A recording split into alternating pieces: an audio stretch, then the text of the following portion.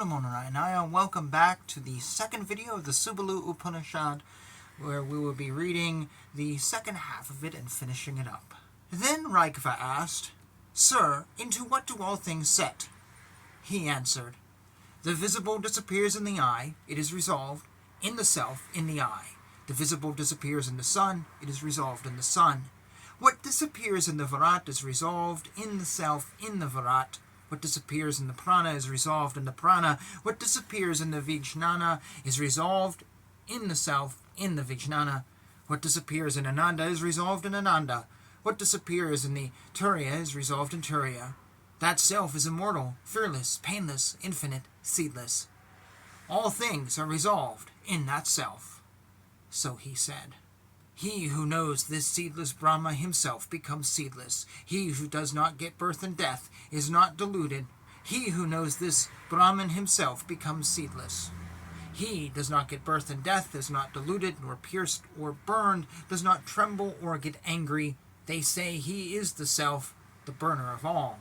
This self is not got by 100 expositions, not by great learning, nor by reliance on intellectual knowledge, nor through the power of memory, Vedas, sacrifices, austerities, Sankhya or Yoga, ashramas, elucidation, laudation, or exercises. The Vedic scholars achieve it having become calm, restrained, withdrawn, tolerant, and concentrating."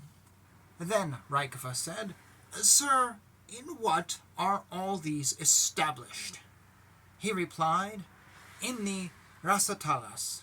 Then it was asked, "In what are the Rasatalas woven, warp, and woof?"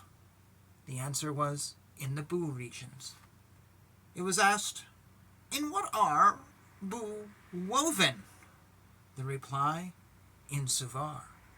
Then it was asked, "In what are Suvar woven?" The reply, "In Mahar."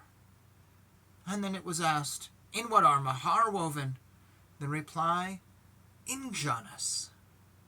Then it was asked, "In what are Janas woven?" The reply, "In Tapas." Then it was asked, "In what are Tapas woven?" The reply, "In Prajapati's region." Then it was asked, "In what are these woven?" And the answer was, "In Brahma's region." All these worlds are extended, warp and woof, in the Brahman like gems in a string. Thus he spoke. Whoever knows these worlds are extended in the self indeed becomes the self. This is the doctrine of nirvana of the Vedas. Then Raikva asked him, "Sir, this mass of knowledge moving upwards, what place does he leave when departing upwards?" He replied, "In the center of the heart is a red mass of flesh. In it a small white lotus blooming like a lily in many ways. In its center is a sea with a shining space in the middle. 4 arteries are these: Rama, Arama, Icha, and Aparnarbhava, also known as pleasing, not pleasing, desire, and not born again.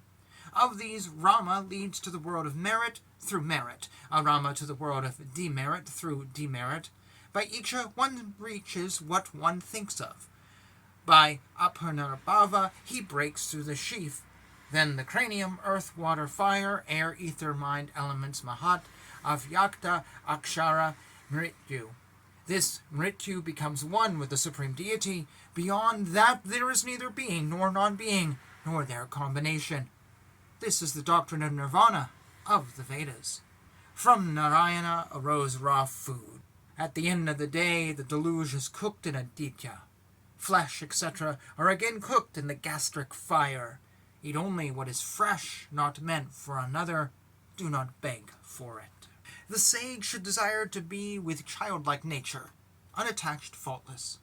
Through silence, learning, free from obligation, is found aloneness. Prajapati said, "Knowing the great place, one should live at the base of a tree, ill-clad, friendless, alone in samadhi, desiring the self alone, having won all the desired objects, desireless, desires eroded. He is not afraid of elephants, lions, flies, mongoose, snakes, etc., knowing them only as forms of death.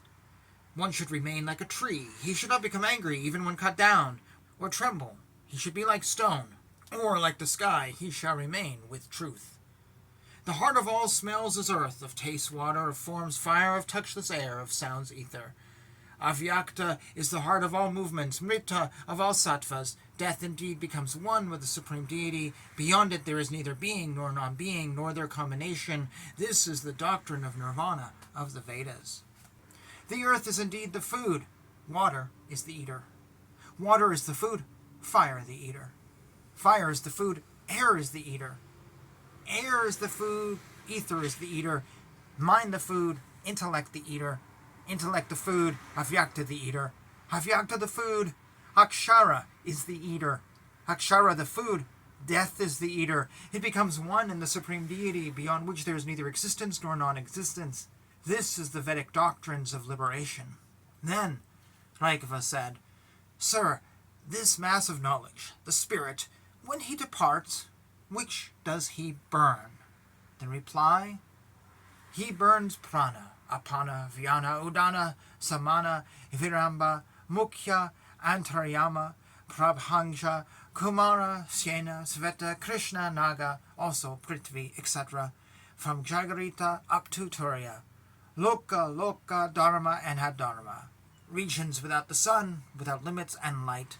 Mrityu becomes one with the Supreme Deity. This is the Vedic lecture of liberation. The secret doctrine of Subala should not be taught to one who is not tranquil, one who is not a son or disciple, one who stays for less than a year, whose family and character are known, to one supremely devoted to God, and so to the preceptor. These ideas reveal themselves to the great soul. This is the doctrine of liberation according to the Vedas.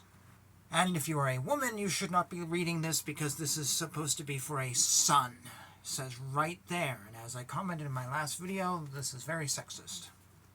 Yeah, no. So what I just heard can only be heard by men and understood by men. You women just don't get it. Oh, I had to end on that line. Anyways, whatever. We did that rant on women in the first video. So we're going to end it with this, end it here, and call it a day. And I'll just say thank you, as always, for joining me.